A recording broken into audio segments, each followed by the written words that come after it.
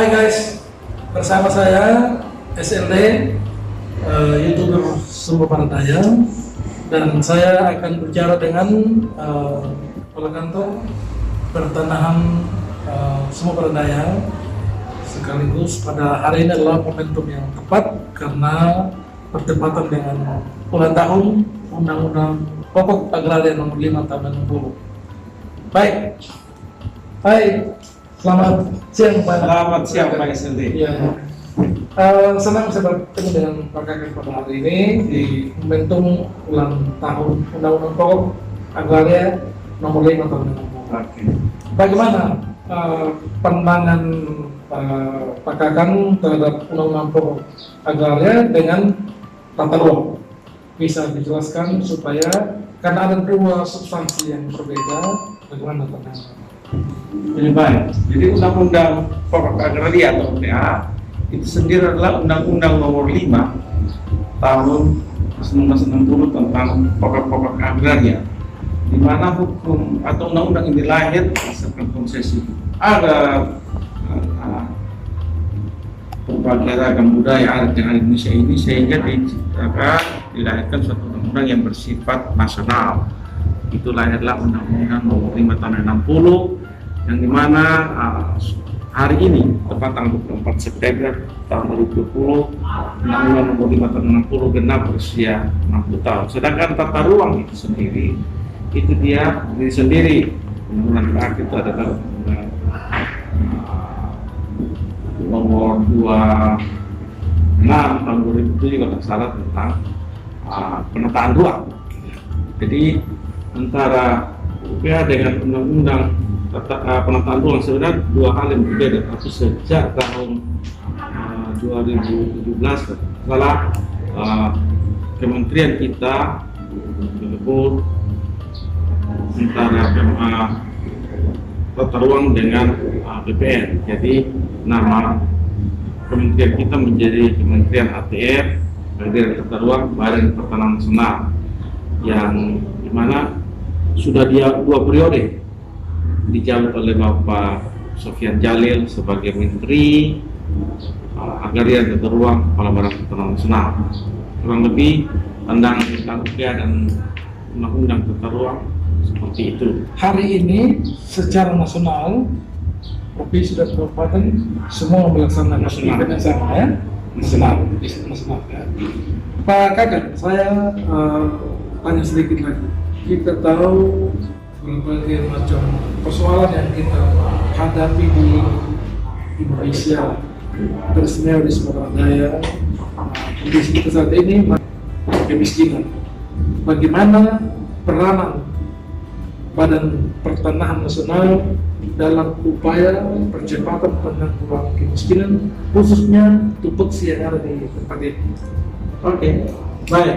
Jadi dari Kementerian ATR BPN sendiri ada yang namanya program reforma agraria, dan kaitan dengan tupoksi atau kantor pertanahan Kabupaten Sumbawa Barat, di mana tahun ini dari Kementerian Agraria Tata Ruang mempercayakan kami untuk melaksanakan kegiatan reforma agraria melalui kegiatan redistribusi tanah objek land reform, di mana tahun ini kita kebagian 1.000 bidang dari 1.900 karena ada pemangkasan anggaran berkaitan dengan COVID-19. Jadi ada 1.000 bidang yang kami boleh peroleh, menyebar di 2 kecamatan dan 3 desa. Di desa Kadibano ada 500 bidang, di desa Pare dan di desa Kadagutan. Jadi kegiatan-kegiatan ini bersifat pro rakyat atau pro petani, karena memang kegiatan distribusi ini walaupun di Sumbawa Barat Daya sendiri tanah-tanah objek land reform itu memang tidak ada. Jadi tanah-tanah negara yang sudah sekian tahun dikuasai oleh masyarakat ini, pemerintah melalui Badan Pertanahan Nasional memberikan kedaulatan hak kepada para petani negara, para petani itu sendiri, supaya tanah mereka memiliki aspek legalitas, jaminan kepastian hukum, sehingga dari sertifikat yang mereka peroleh dapat menjadi akses reform bagi petani itu sendiri. Ya, saudara, kita ketahui selama ini mungkin banyak pandangan bahwa pertanahan mungkin kurang punya kontribusi dalam percepatan penanggulangan kemiskinan. Sesungguhnya kalau kita ikuti apa yang beliau sampaikan tadi, itu banyak yang langsung menyentuh pada kebutuhan masyarakat, khususnya dalam memperoleh hak tanah, kepastian hukum atas tanah, sehingga bisa juga menjadi jaminan diperbankan untuk mendapatkan kredit ataupun upaya memperbesar modal ke depannya. Maka kan ada masyarakat awam. Jadi mereka bilang kita mau ukur kita punya tanah. Ada yang namanya PTSL. PTSL itu bagaimana sih caranya desa ini bisa mendapatkan menjadi desa PTSL atau pribadi tertentu untuk mendapatkan masuk menjadi anggota PTSL, mendapatkan bantuan PTSL itu. Baik, jadi saya jelaskan dulu tentang PTSL. PTSL ini adalah bagian dari program Pak Jokowi, di nawacita Pak Jokowi. Ini adalah PSN atau Program Strategis Nasional di bidang keagrarian atau pertanahan, di mana bentuk-bentuk kegiatan seperti PTSL ini bukan baru, sudah ada dulu yang namanya Prona, yang melalui dana APBN maupun Proda melalui dana APBD. Tapi PTSL ini dia lebih khusus karena mulai dari waktu pelaksanaan, pengumuman hingga terbitnya sertifikat lebih dipangkas, dipersingkat oleh regulasi yang ada. Tujuannya apa? Untuk memberikan jaminan kepastian hukum kepada masyarakat. Nah, kaitan dengan PTSL itu sendiri, dari sesuai pertanyaan Pak SLD, bagaimana persyaratan supaya satu desa bisa dilaksanakan kegiatan PTSL di sana. Ini semua kaitan dengan anggaran yang ada dari Kementerian atau BPN. Memang dari PTSL sudah masuk tahun keempat, dari tahun 2017, 18, 19, dan tahun 2020. Tahun ini kami hanya memang kebagian 2000 bidang, namun karena lagi-lagi COVID dipangkas sedemikian rupa sehingga tinggal 400 bidang yang kami punya. Jadi persyaratan yang paling utama adalah bagaimana pemerintah wilayah dalam hal ini desa, mulai dari tingkat dusun, RT, RW melakukan pendaftaran tanah.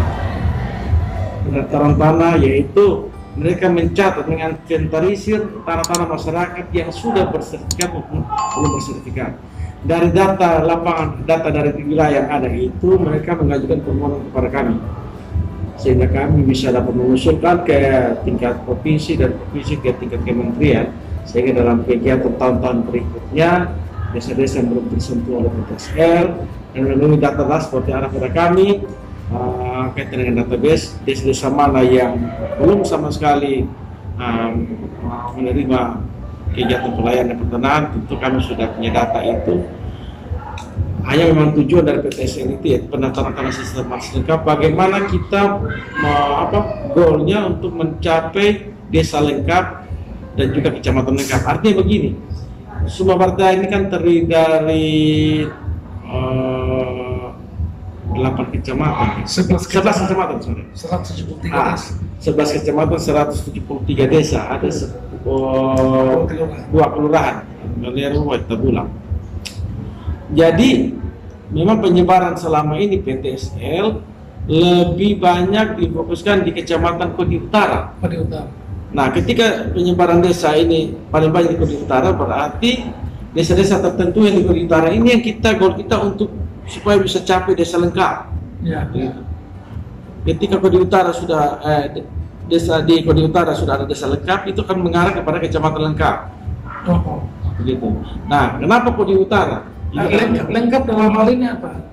Misalnya lengkap administrasinya. Betul. Atau sempurna dilakukan pengukuran. Jadi yang dikatakan desa lengkap yaitu desa yang sudah terpetakan. Ya, sudah terpetakan, semua sudah terpetakan, baik subjek maupun objeknya sudah terdaftar dan terpetakan. Dan data spasial, data tekstual, yuridisnya sudah ada di kantor pertanahan Provinsi Sumba Barat. Nah, tujuannya apa? Supaya apa yang menjadi idaman kita desa lengkap, kemudian menuju ke satu peta, satu kebijakan atau roadmap Pak Polsek dapat ditunjuk, dan baru-baru tadi arahan Pak Menteri bahwa akan dibentuk apa yang namanya World Bank, Bank Tanah. Nah ini akan memberikan akses kepada pemerintah, pemerintah pusat maupun pemerintah ada di daerah.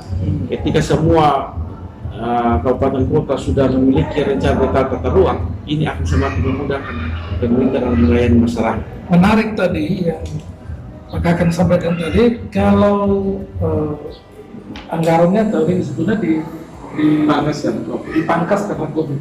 Nah, artinya banyak desa yang tidak akan memperoleh akses layanan seperti ini. Seandainya pemerintah daerah atau dari desa bisa melaksanakan subsidi anggaran di sini, apakah itu bisa dilakukan? Sangat bisa. Jadi itu tadi saya sampaikan bahwa PTSR ini sama seperti Prona, proyek nasional dulu, itu sumber dananya, sumber keuangannya ada dari APBN atau dari kementerian. Sedangkan untuk di daerah sendiri melalui Proda, melalui proyek daerah atau dana maupun DAO yang ada, itu pemerintah daerah melalui pemerintah wilayah desa itu bisa mengusulkan kepada pemerintah daerah. Bagaimana kalau ini, Pak? Bagaimana kalau anggaran dari pemerintah daerah terbatas, tapi dari warga desa itu sendiri, warga masyarakat itu secara swadaya mereka berkumpul lalu mereka mengajukan apakah bisa? Jadi PTSR ini sebenarnya hanya ada sumber anggarannya berasal dari pusat, tapi ada juga bisa dari masyarakat atau pemerintah daerah bisa. Ya? Betul, jadi pola kementerian. Oke, satu lagi Pak Kakan, saat ini berbagai macam travel di lapangan. Ada yang mengklaim tanah ini adalah tanah saya, khususnya daerah-daerah pantai. Iya. Saya mendengar ada masyarakat tertentu yang bisa punya lahannya bisa lebih dari 20 hektar, lebih dari 50 hektar, itu dari 1 hektar. Kira-kira ada nggak regulasi yang membatasi untuk itu, bahwa secara personal itu berapa sih yang SLD bisa hanya punya tanah di SPD dan berapa yang SLD tidak bisa punya untuk itu? Pertama. Yang kedua, bagaimana sebentar dengan tanah pantai misalnya yang ada, saya mendengar ada undang-undang yang mengatur tentang itu bahwa antara 0 sampai 150 meter itu adalah tanah yang harus dikuasai oleh negara, ya. Nah, bagaimana ada tanah yang dikuasai oleh masyarakat, dia beli sebelum daerah ini atau sesudah daerah ini dan tidak pernah diolah selama ini, sementara negara harus atau daerah ini butuhkan kepastian untuk mendatangkan investor ke tempat ini. Kira-kira kalau bagaimana bagaimana? Oke, saya jawab ya dari belakang kaitan dengan sepadan pantai tadi yang pertanyaan ini apa. Jadi kaitan dengan undang-undang tentang ruang bahwa penguasaan hak itu diberikan 100 meter dari titik air pasang tertinggi. Jadi begini, SPD sudah punya peraturan daerah nomor 2 tahun 2020 ini sebagai review atau revisi dari peraturan daerah nomor 15 tahun 2009 tentang rencana tata ruang wilayah ya RTRW, rencana tata ruang wilayah Kabupaten Sumbawa Barat Daya. Jadi memang di dalam RTRW itu diatur tentang penguasaan tanah atau itu yang batasnya 100 meter dari air pasang tertinggi. Jadi untuk kaitan dengan struktur dan pola ruang ini, aturan itu dia tidak bersifat general atau kaku. Jadi katakan ada di tanah di pinggiran pantai Dewa, Waikelo, gitu. Kita mau bilang kan ada sarana umum yang betul-betul sampai artinya begini, masing-masing ruang itu memiliki fungsinya masing-masing. Makanya dikatakan di dalam ruang tata ruang ada struktur ruang dan pola ruang. Tidak semua ruang itu untuk pada. Katakan pantai untuk pada ada daerah nelayan. Untuk itu kami sudah sampaikan kepada Pak Bupati bagaimana kita mengatur lebih detail lagi dan rencana tata ruang wilayah yang bersifat global ini, sehingga dalam pemanfaatan ruang, peruntukan ruang ini lebih fokus untuk pemanfaatnya, sehingga ke depan tidak terjadi tumpang tindih, yaitu dengan rencana tata ruang. Jadi sistem zonasi. Kalau memang kita katakan daerah Waikelo sampai di Manangaba atau sampai di pesisir Kodi itu sebagai kawasan pengembangan pariwisata, tentu perlakuan terhadap daerah tersebut kaitan dengan peraturan tentang 100 meter air pasang tertinggi itu tentu bisa ada kebijakan. Karena apa? Karena setiap hak yang diberikan itu tidak selamanya harus hak milik. Ada Dengan demikian, untuk pariwisata dan lain sebagainya. dengan demikian Pak, tidak semua tanah yang 0 sampai 100 meter itu tidak semua adalah harus untuk negara atau harus untuk ini. Bisa diperuntukkan untuk orang lain. Hak menguasai negara itu tentu ada. Ya. Negara punya hak untuk menguasai dalam arti untuk memilih, tapi mengatur peruntukannya, penggunaan dan pemanfaatan. Negara dia memberikan dia lewat apa? Lewat izin lokasi. Katakan dia mau untuk usaha pariwisata, tentu hak yang kita berikan adalah hak kita bangun. Silakan Anda menguasai sampai di pinggir laut, tapi tidak merubah fungsi. Artinya tidak ada betonisasi di situ. Ya. Justru pemerintah mendorong supaya daerah tersebut dijadikan pelihara terbuka hijau sebagai fungsi konservasi situ juga dapat. Itu dimasukkan dengan hak menguasai negara itu tadi. Pemerintah atau negara punya kewenangan untuk mengatur untuk penggunaan dan pemanfaatan ruang. Ya, menarik sekali Pak Kakan. Ternyata memang peranan sangat sentral adalah justru ada di salah satu instansi adalah Badan Pertanahan Nasional di Sumatera Daya. Nah, bagaimana tentang kepemilikan lahan tadi Pak? Seseorang bisa memiliki baik, lahan. saya terlewati. Jadi kepemilikan lahan itu dibatasi. Ada peraturan pemerintah dan juga peraturan di agraria, program pertanahan nasional, saya lupa nomor dan tahunnya. Tapi kalau untuk kepemilikan perorangan tanah pertanian dibatasi sampai 11 hektar. Jadi kenapa dibatasi? Supaya tidak terjadi monopoli penguasaan pemilikan tanah. Kalaupun memang dia bisa lebih dari itu, mungkin bisa dialihkan kepada anaknya, istrinya, sehingga praktek-praktek monopoli itu tidak terjadi. Makanya kenapa ada di istilah di kita itu ada yang tadi saya sampaikan di program awal itu, redistribusi itu. Karena program redistribusi itu ada macam-macam, mulai dari tanah bekas HGU, HGB yang terlantarkan, tanah kelebihan maksimum atau absente. Yes. Jadi ketika Bapak punya tanah sudah lebih, itu negara bisa ambil kembali Tanpa ganti rugi. tanpa ganti rugi, karena sudah melebihi. Dasar hukumnya itu di PP tadi itu ya. Yang tadi saya nanti itu nanti di satu saat akan memberikan dasar aturan yang kemarin SD supaya bisa dieksekusi. Jadi itu dasar kenapa kita ada kegiatan distribusi itu, dasarnya mulai dari tanah kelebihan maksimum, absente dan lain-lain. Ya, Pak Kakan, ini terakhir ternyata memang kalau kita lihat ini SPD ini 4 kecamatan Kodi, ini daerah pinggir pantai yang notabene ini adalah pusat pengembangan wisata ke depan sebetulnya. Nah, untuk pengembangan wisata ke depan sebetulnya salah satu aspek penentu adalah tentang hak kepemilikan atau hak guna usaha. Nah, sampai dengan saat ini yang sudah mengajukan permohonan ke perkenan untuk pengembangan dalam rangka pengembangan wisata ini sudah ada yang mengajukan belum?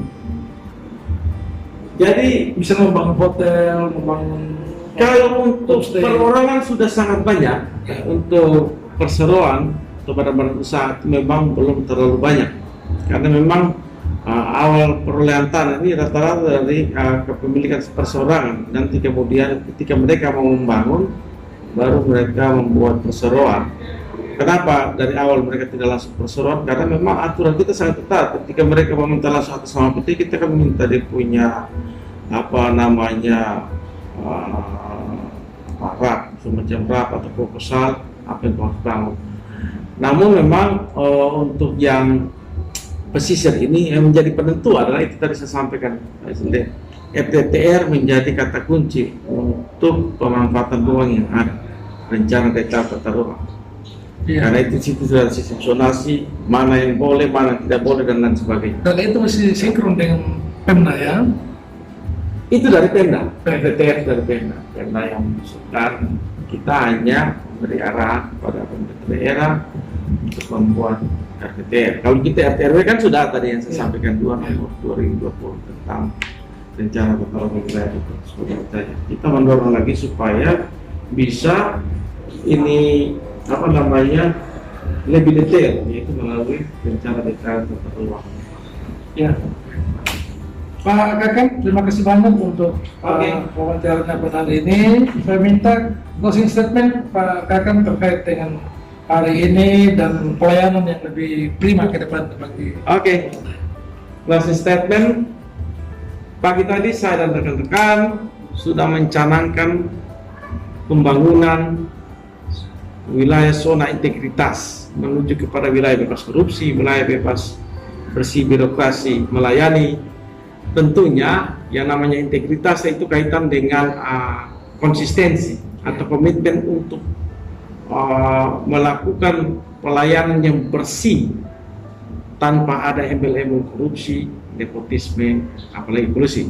Untuk itu saya memohon kepada SLD dan juga masyarakat Sumba Barat Daya terus dukung kami untuk memberikan yang terbaik sesuai dengan tagar kami BPN sekarang, melayani, profesional, dan terpercaya. Mungkin dari itu saya sekian SLD. Ya. Terima kasih, senang Terima bisa kasih. bersama dengan Ya, SLD. sukses terus. Oke.